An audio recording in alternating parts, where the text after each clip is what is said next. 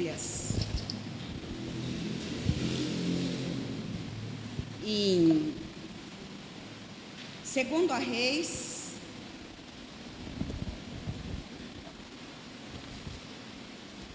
Segundo a Reis 4, de 1 a 7. E aqueles irmãos que puderem estar se colocando em pé, 2 a Reis 4, de 1 a 7. Amém? Certa mulher das mulheres dos discípulos dos profetas clamou a Eliseu, dizendo: meu marido, teu servo, morreu, e tu sabes que ele temia ao Senhor. É chegado o credor para levar os meus 2 filhos para lhe serem escravos. Eliseu lhe perguntou: que te hei de fazer? Dize-me, que é que tens em casa? E ela respondeu: tua serva não tem nada em casa, senão uma botija de azeite. Então disse ele: vai, pede emprestado vasilhas a todos os teus vizinhos, vasilhas vazias, não poucas. Então entra e fecha a porta sobre ti e sobre teus filhos, e deita o teu azeite em todas aquelas vasilhas. Põe à parte a que estiver cheia. Partiu, pois, dele e fechou a porta sobre si e sobre seus filhos. Estes lhe chegavam as vasilhas e ela as enchia. Cheia as vasilhas, disse ela a um dos filhos: chega-me aqui mais uma vasilha. Mas ele respondeu: não há mais vasilha nenhuma. E o azeite parou. Então foi ela e fez saber ao homem de Deus. E ele disse: vai, vende o azeite e paga a tua dívida, e tu e teus filhos vivei do resto. Amém? Podem sentar, irmãos.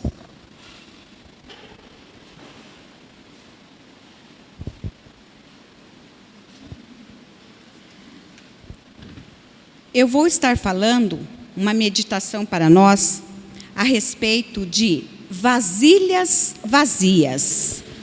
A Bíblia nos fala de alguns homens de Deus para que nos sirva de exemplo no nosso dia a dia. Um desses homens foi o profeta Eliseu. Ele foi discípulo de um outro grande profeta chamado Elias. A Bíblia nos fala de 7 grandes milagres que Elias fez, incluindo a multiplicação da comida, que está lá em 1 Reis 17, 8, 16, que fala sobre a viúva de Serepta, quando ele pede para ela água e pão, e ela só tem somente para ela e para os seus 2 filhos. Fala também a respeito da ressurreição de um jovem, que está em 1 Reis 17, de 17 a 24. Era o filho de uma dona de casa, que ele adoece e ele morre. Então ela clama para Elias, e Elias leva ele para o quarto onde Elias sempre se hospedava ali. Então Elias clama a Deus para que a alma do menino ela volte e torne a entrar no corpo dele. Também Elias, ele abriu o rio Jordão com a sua capa. E em 2 Reis 2:8, ele pega a capa dele, ele enrola e fere as águas, dividindo elas em 2 lados.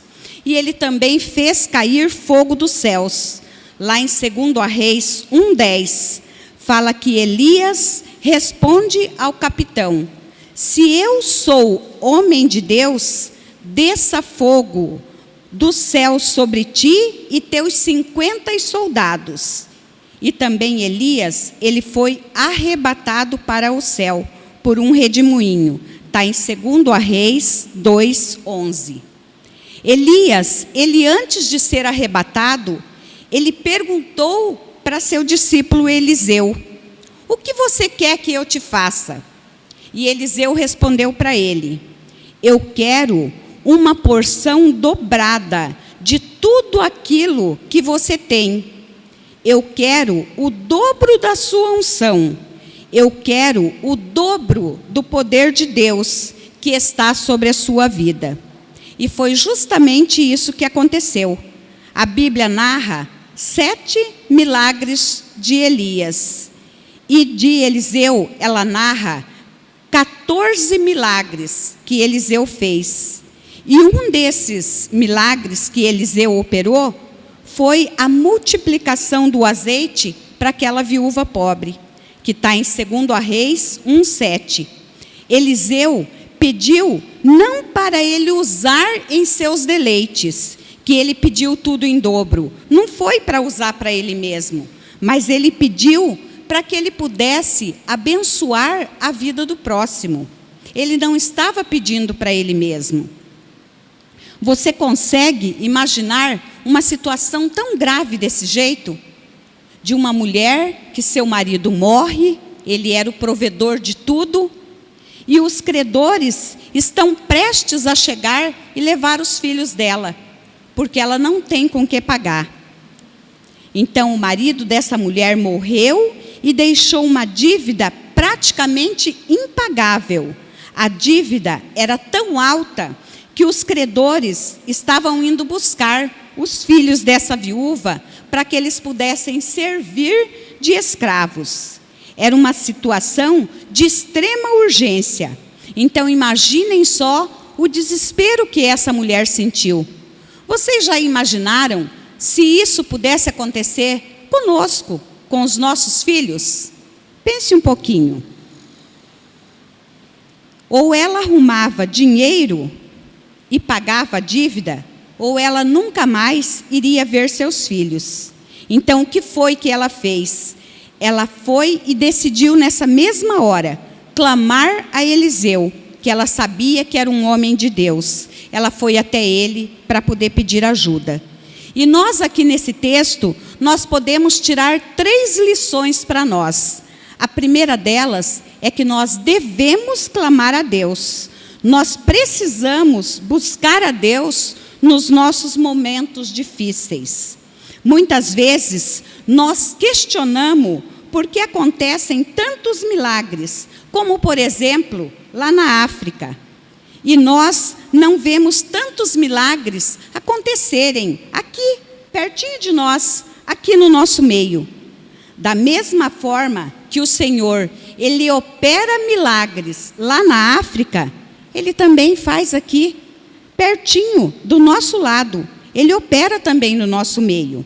A grande diferença está nas nossas atitudes. Lá na África, os irmãos não têm um plano B. Ou Deus faz por eles, ou Deus faz por eles. Porque não existe outra saída.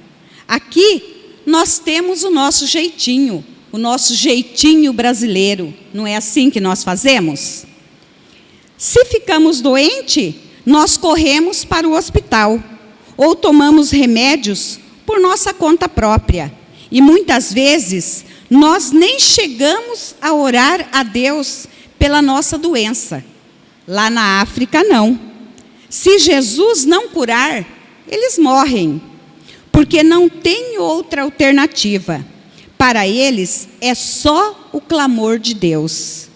Não tem hospitais, eles não têm remédios. Então, Jesus é a única fonte de cura para eles.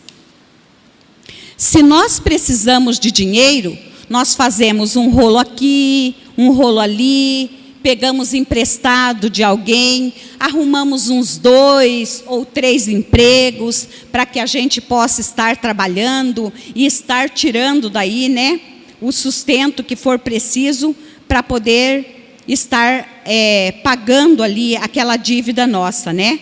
Nos matamos de trabalhar e está tudo resolvido.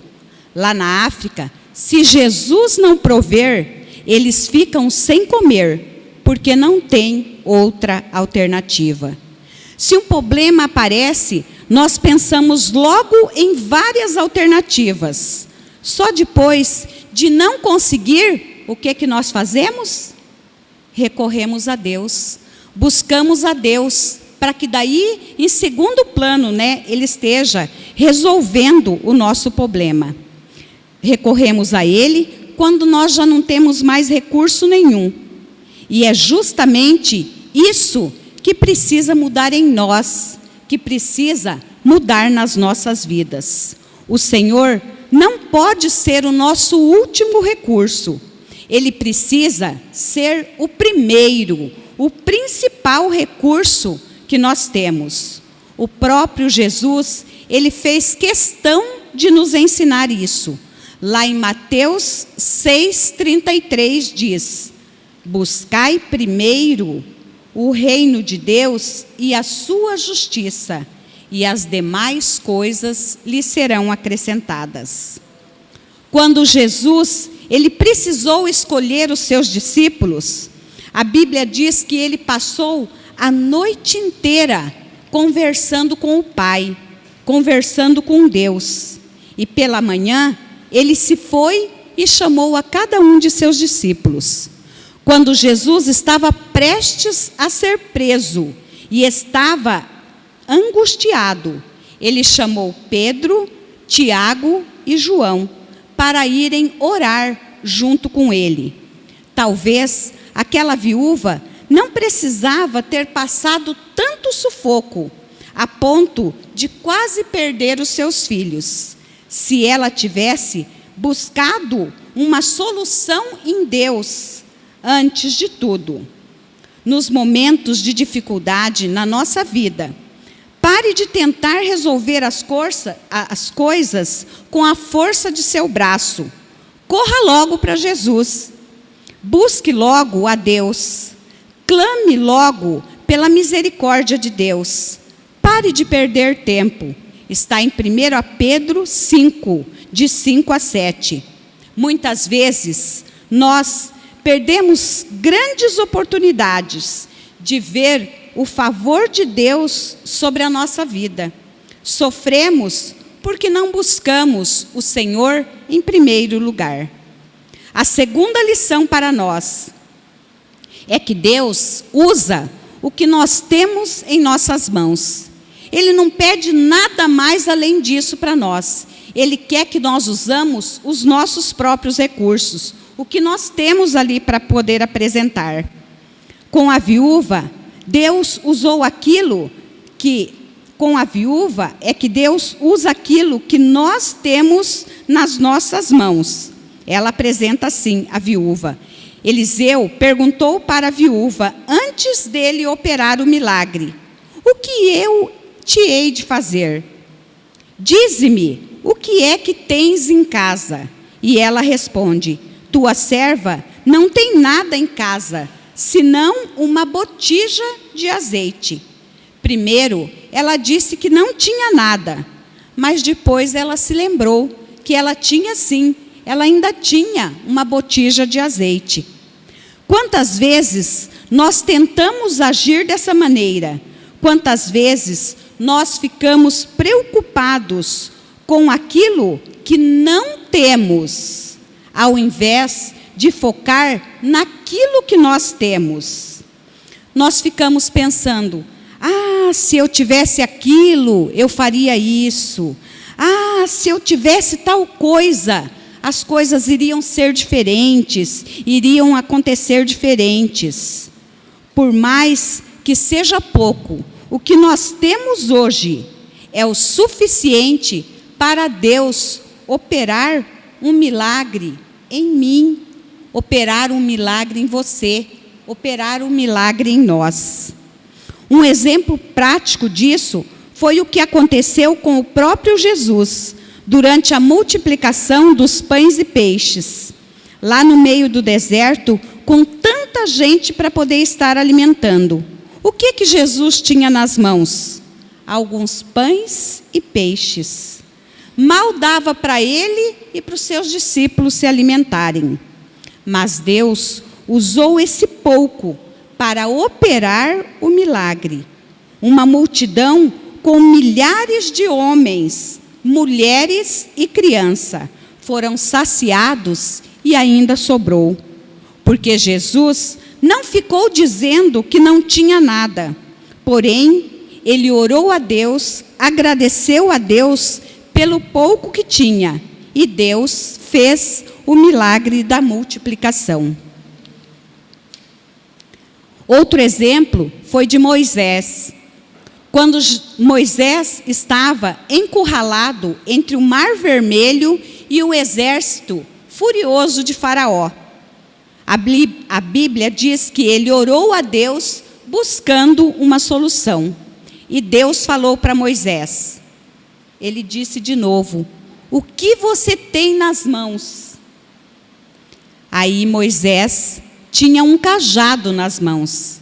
Era uma simples ferramenta de trabalho, mas que no final das contas, ele usou para abrir o Mar Vermelho, para fazer a água sair da rocha. Mas que no final das contas, ele pôde também enviar as pragas para o Egito. Ele pôde liderar uma multidão de escravos e transformá-los numa poderosa nação. O pouco nas nossas mãos não é só um pouco, mas o pouco nas nossas mãos é só um pouco, mas o pouco nas mãos de Deus, ele se torna muito. Você pode olhar para a nossa igreja hoje e dizer: nossa, mas nós somos em poucos membros. Mas você pode também olhar para o seu trabalho hoje e pensar que é pouco o que você recebe lá no seu trabalho. Você pode olhar para si mesmo hoje e pensar que você tem muito pouco, mas desse pouco que Deus vai fazer muito. E da nossa pequena igreja é que Deus vai fazer vir um grande avivamento. É da sua pequena empresa, é do seu pequeno negócio que o Senhor vai transformar em muito e vai fazer a multiplicação. Foi isso o que aconteceu com aquela viúva. Primeiro, ela disse que não tinha nada. Depois, ela disse que tinha um pouco. E no final, o pouco se transformou em muito. E a terceira lição para nós é: o milagre vem da fé.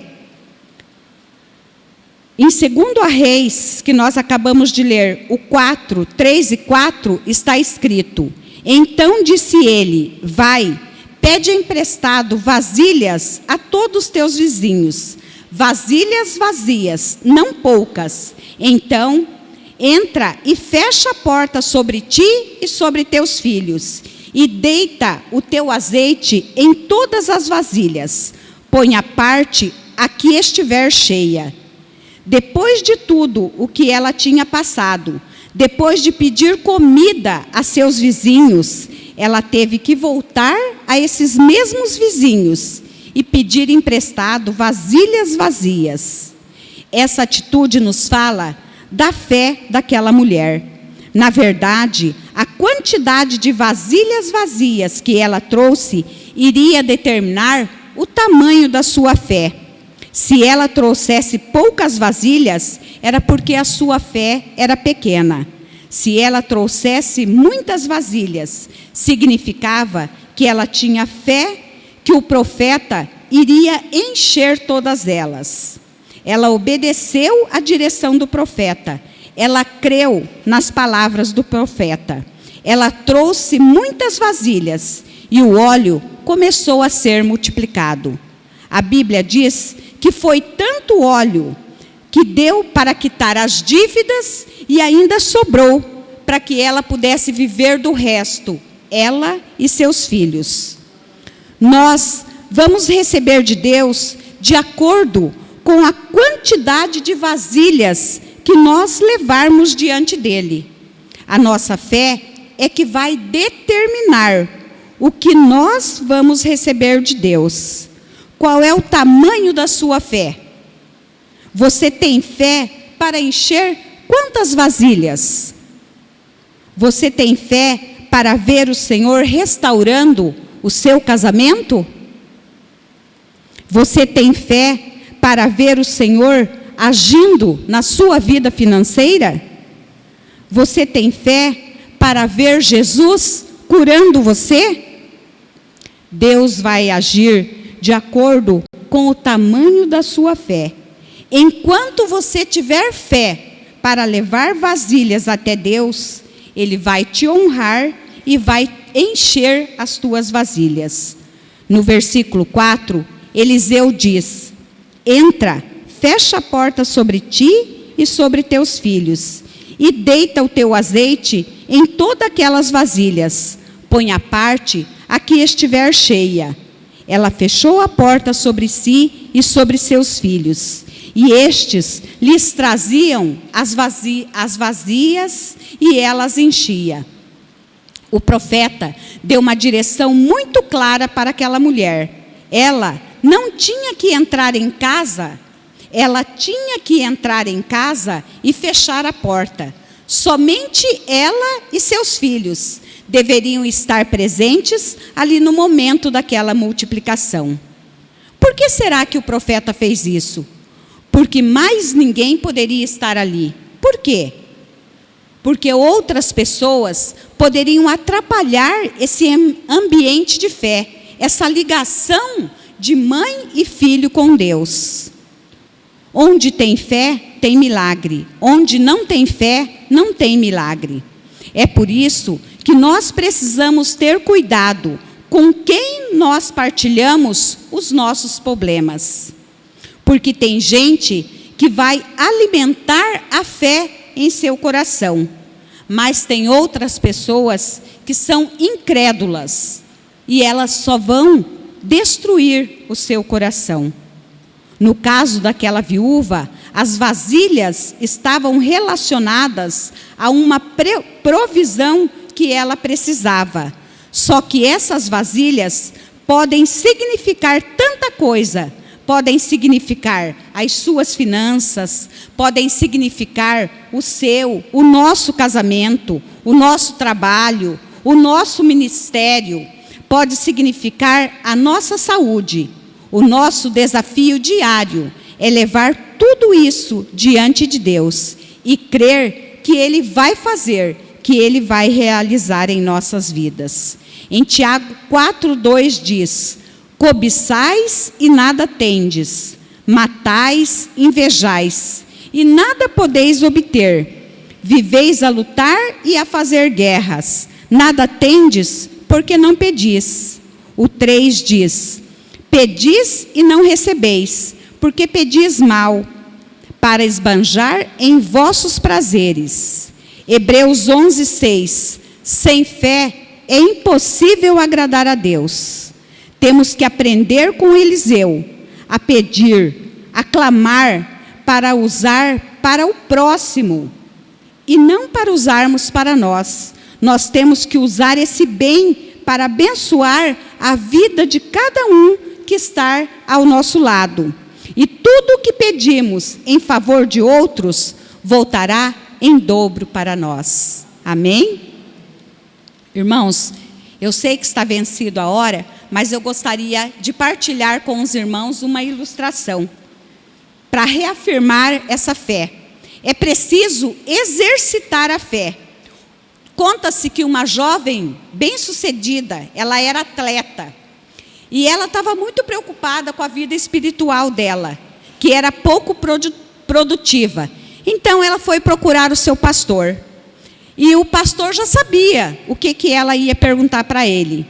Então o pastor perguntou para ela: quantas vezes você se exercita no seu esporte para você ficar essa jovem atleta bem-sucedida?